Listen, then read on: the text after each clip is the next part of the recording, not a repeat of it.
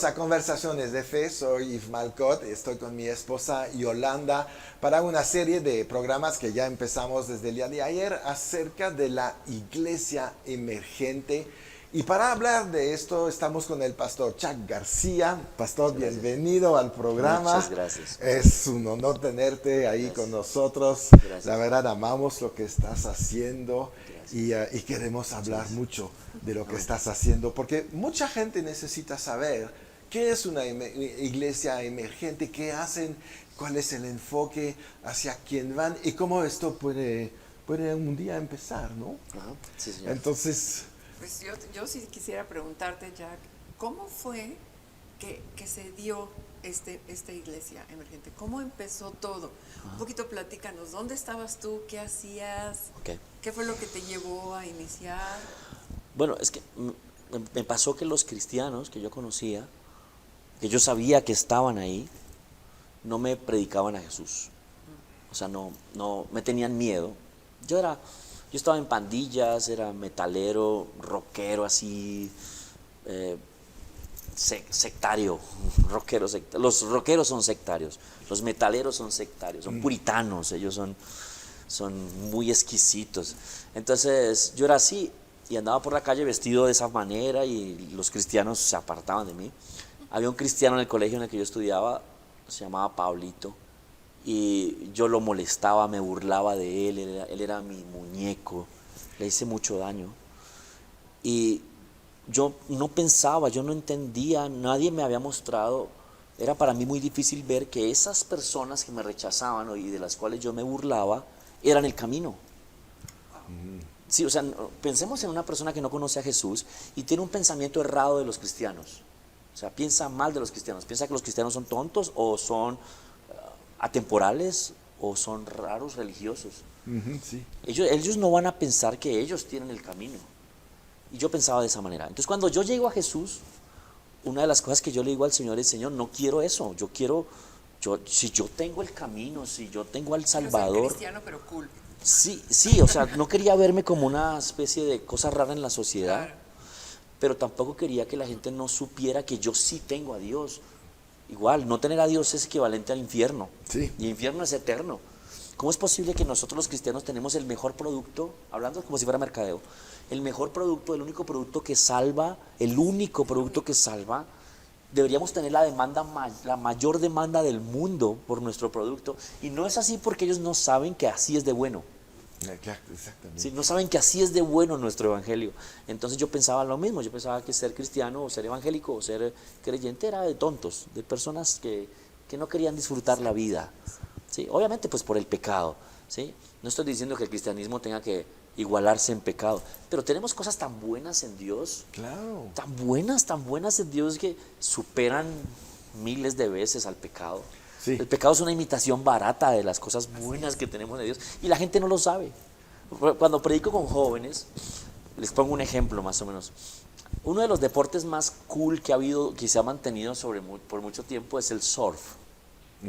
Para ser surfista se necesita estar en una playa hermosa. Sí. No puede ser una playa fea. No. Sí, tiene que ser una playa hermosa con arena blanca. ¿Sí? Tú tienes que ser hermoso para ser surfista. O sea, un surfista feo, eso no se ve bien, ¿sí? Entonces, tienes que tener aquí la chocolatina, los cuadritos, ¿cierto? Un surfista gordo no funciona, no se ve bien. Tienes que estar bien peinado, excelentemente bronceado, ¿cierto? La tabla que utilizas tiene que ser de una marca fina, mínimo de Red Bull, de Red Bull. Y cuando tú surfeas, pues tú cabalgas las olas. ¿Sabe quién se inventó el surf? Jesús a las 3 de la mañana en el mar de Galilea, sin tabla. Jesús inventó el surf. Así es nuestro evangelio. Claro. Sí, así es nuestro evangelio. ¿Cuál fue la primer selfie de la historia? La primera foto. Jesús se la tomó con Sadrach, Mesach y Abednego en el horno de fuego. Él podía mandar un ángel, pero dijo: yo voy, quiero quedar en la foto. Claro. ¿Sí? Ese es mi Dios. ¿Sí? La Biblia dice que el Señor cabalga sobre querubines. Y es tan hippie, mi Señor, que se vino a usar pañales y a andar en burro. ¿Sí me entienden? Jesús tiene más poder, más contenido, más diversión que todo el diablo y su pecado. Claro, por Pero la gente supuesto. no está sabiendo eso, los jóvenes no saben eso, ¿sí? No lo han entendido. Es que el mundo promueve el otro lado, promueve las tinieblas, promueve Satanás, lleva con muchas malas noticias, mucho temor, miedo. Sí. Entonces, pues eso es lo que se tiene que vivir. Claro. Y nos ha hecho ver a nosotros los cristianos como personas aburridas.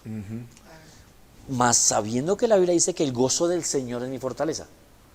¿Sí? Una de las cosas que yo más recuerdo de usted, pastor, es su sonrisa. Es una de las cosas que yo más recuerdo, su sonrisa tan agradable. Su sonrisa me invita a ser su amigo.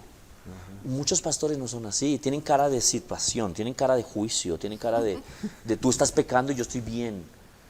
Eso es un común denominador en mucho cristianismo.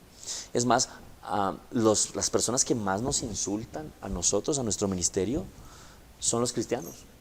Sí, qué triste, ¿verdad? Sí, son los que más nos atacan. Porque hay una religiosidad. Claro, porque sí, ellos piensan que para ser cristiano tienes que verte de tal forma. Y no hay algo así en la Biblia. No. No hay algo así en la Biblia. Si no, Bueno, Dios no nos son- hubiera hecho iguales, ¿verdad? Nos vamos un poquito al tiempo de los fariseos, ¿no es Sí. cierto? Ajá. Es el mismo principio, es una religiosidad que tenían que estar vestidos de cierta manera, hablar de cierta manera, actuar de cierta manera, y todo el que no era igual a ellos estaba mal. Ajá, exacto, sí. Que no se Mismo veía Jesús, igual. vaya. Ajá. Jesús por eso rompió los esquemas, andaba con un celote, con un cobrador de impuestos, con un montón de pescadores que olían a pescado. Sí. Las prostitutas se reunían con él. Sí, era un grupo bastante diverso.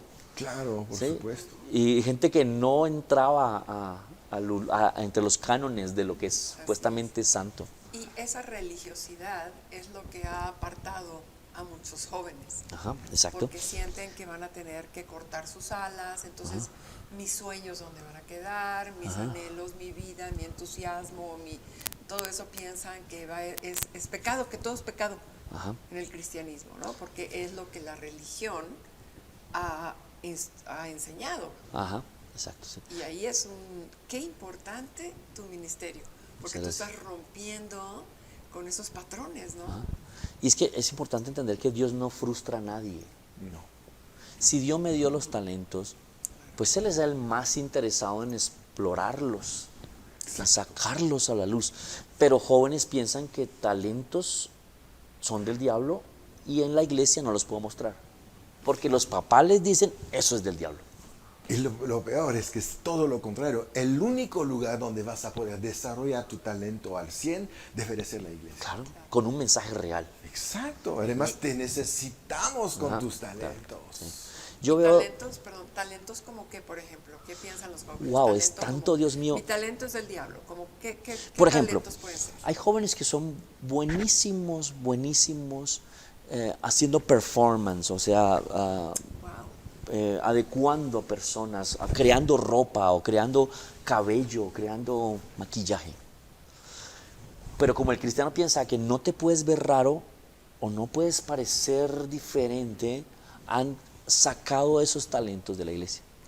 ¿Sí? O los géneros musicales, por ejemplo.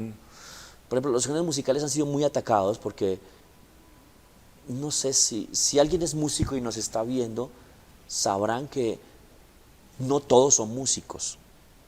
Entonces yo hace unos años hice un disco cuando tocaba y lo primero que me dijo el productor, me dijo, tienes que desmejorar tu disco o si no la gente no lo va a comprar. Yo, ¿por qué? Porque la gente no es músico. Como la gente no es músico, si haces un disco muy complejo, la gente no lo va a comprar. Y los metaleros son complejos con la música. Utilizan 8 acordes, amalgamas, un montonón de cosas en su música. ¿Sí? Entonces, ¿qué pasa? Una persona que no es músico escucha metal y eso es ruido. Y no ha entendido todo lo que hay detrás ahí. Y juzgamos mal. Exactamente. Juzgamos mal. Bien, pues vamos a ir a un corte y vamos a seguir hablando de estos talentos que estás ahí mencionando. Muy bien.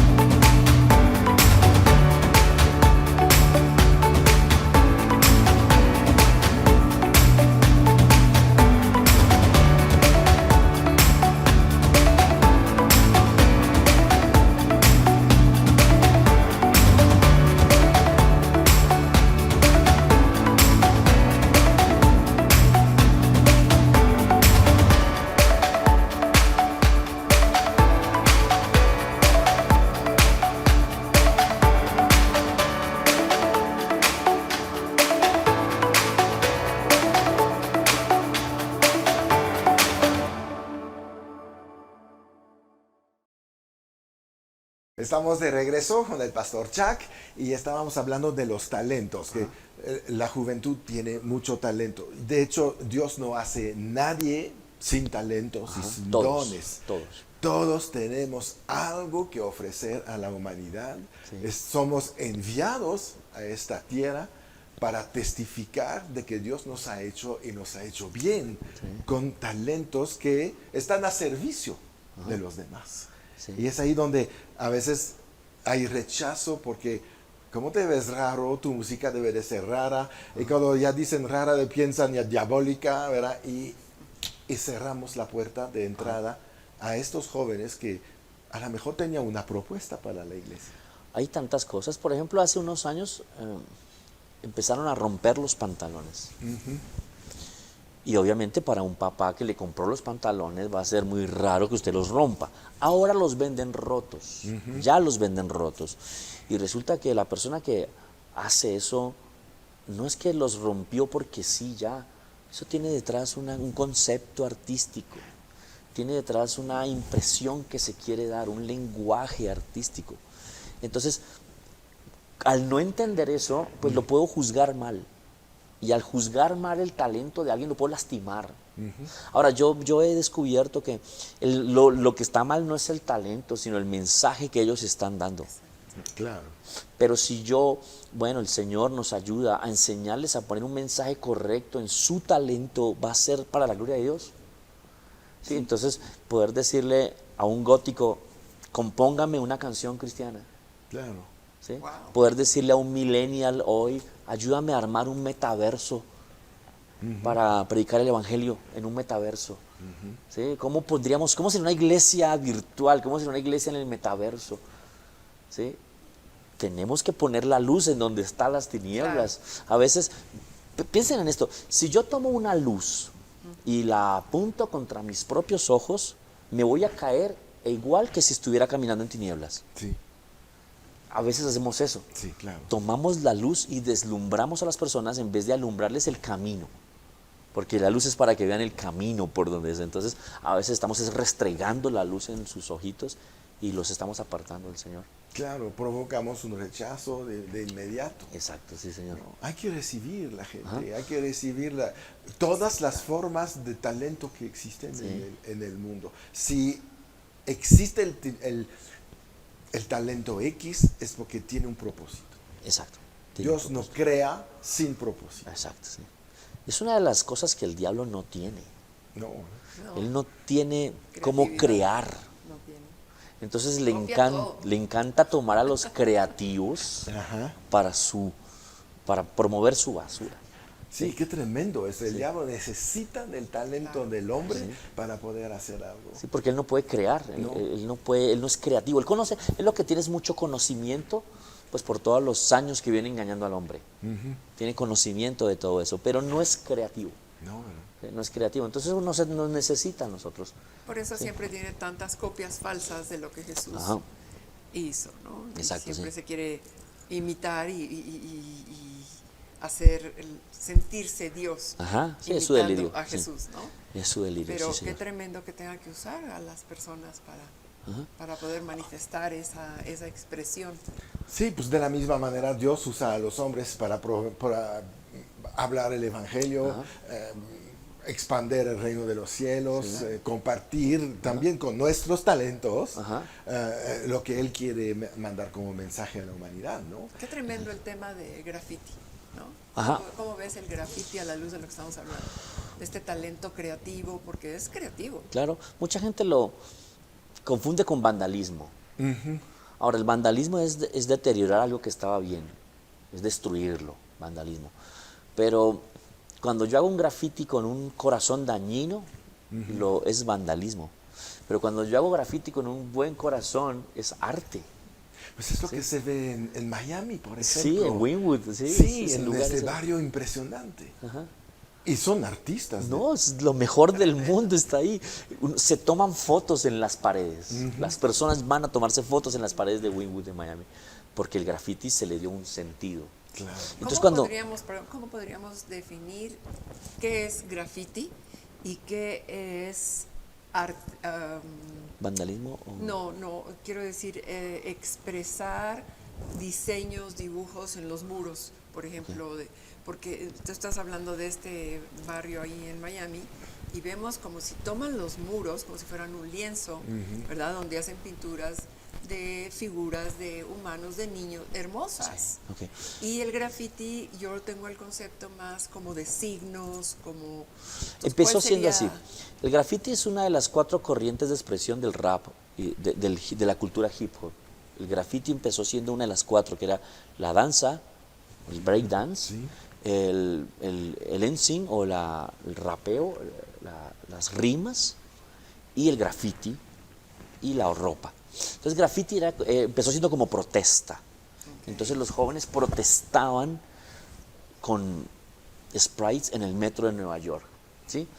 Pero la protesta cada vez la hacían más bonita. O sea, cada vez protestaban más bonito. Sí, o sea, cada vez se veía que algunos tenían más talento para protestar. Y eso pasó a lo que es hoy tal vez muralismo. Sí, se convirtió tal vez en lo que es muralismo hoy, ¿sí? Entonces, bueno, para hacer muralismo hace un tiempo solamente se necesitaba herramientas específicas del arte, pinceles y cosas muy bonitas. Pero ha avanzado tanto el graffiti o los sprites, las latas, Sí. que ahora las boquillas imitan a los pinceles. Okay. Las boquillas que tienen ahorita imitan los pinceles y entonces ahora una persona que era hábil con el sprite puede utilizarlo como si fuera un pincel. Y todo eso avanzó y ahora se volvió hermoso. ¿Sí? Y es más impactante una protesta hermosa que una protesta vandálica. Es mucho más impactante. O sea, se queda más en la retentiva de la retina de una persona que lo vio. Cuando vio un graffiti bonito, queda más que cuando ve algo destructivo, dañino. Claro. ¿Sí? Entonces ahora se convirtió en una forma de expresión hermosa, que si lo ponemos en el lugar correcto hace más efecto que dañando una pared. Claro, por supuesto. Sí. Bueno, y Keith Haring logró estar en los museos. Exacto, sí señor. Sí. Exacto, sí, Nada señor. más empezando por ahí, ¿verdad? Sí. Entonces, ¿qué pasa cuando yo le digo a un joven que le gusta hacer graffiti y le doy la herramienta para que lo haga más bonito, le doy el mensaje para que diga algo trascendente y le doy vitrina a su arte? Él ya no va a querer dañar la puerta del vecino o dañar la estación del metro. Ahora le doy un lienzo y venga, lo publico, que te vean. Ahora va a querer hacer eso. Claro. ¿Sí? Entonces, ¿qué hago? Yo escuché un hombre, Samuel Wilkerson, el abuelo de David Wilkerson. Él dijo una frase, la leí hace muchos años que me impactó mucho. Él dijo, los jóvenes son como un perro de la calle. Cuando dijo eso, pues todo el mundo lo juzgó. Pero dijo, un perro de la calle viene con un pedazo de hueso, viejo, feo y roído. Si tú intentas quitarle ese hueso, él te va a quitar la mano. Ese hueso es su tesoro, no lo va a soltar. Pero si tú le ofreces un chulete de carne, gruesito, con gordito y todo eso, ese perro suelta ese feo hueso y se viene detrás de ti por la carne. Eso es el evangelio. Tengo que mostrarle el grueso del evangelio. Y ahí quiero que tal vez en otra oportunidad lleguemos a ese punto. El grueso del evangelio es el Espíritu Santo.